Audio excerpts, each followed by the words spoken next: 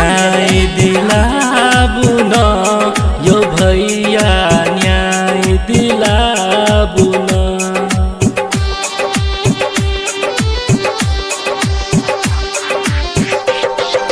न्याय दिलाबुन यो भैया न्याय दिलाबुन। गरिमा चौधरी के हत्या कैलकै, गरिमा चौधरी के हत्या कैलकै ओकरा मार यो भैया न्याय दिलाबुन।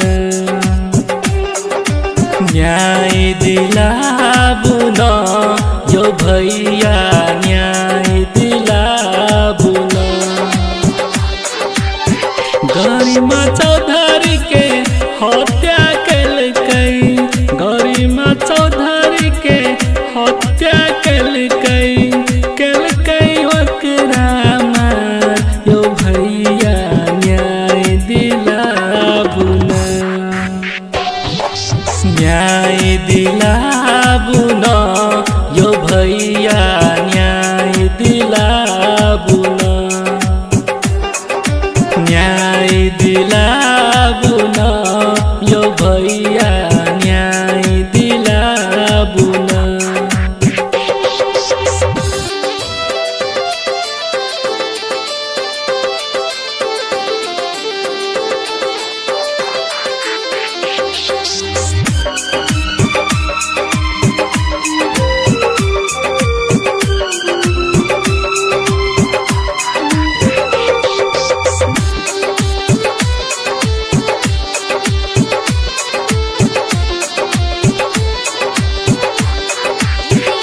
सब कोई चलू यौ आगा बढ़ू यौ, न्याय के खातिर सब कोई लड़ू यौ, के खातिर सब कोई लड़ू यौ।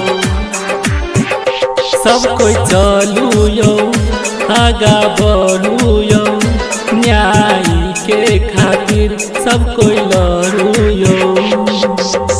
3 साल के बच्चा मासूम छलै वो, 3 साल के बच्चा मासूम छलै वो, कैलकै राक्षस व्यवहार यो भैया डेग बढ़ाबुन। न्याय दिलाबुन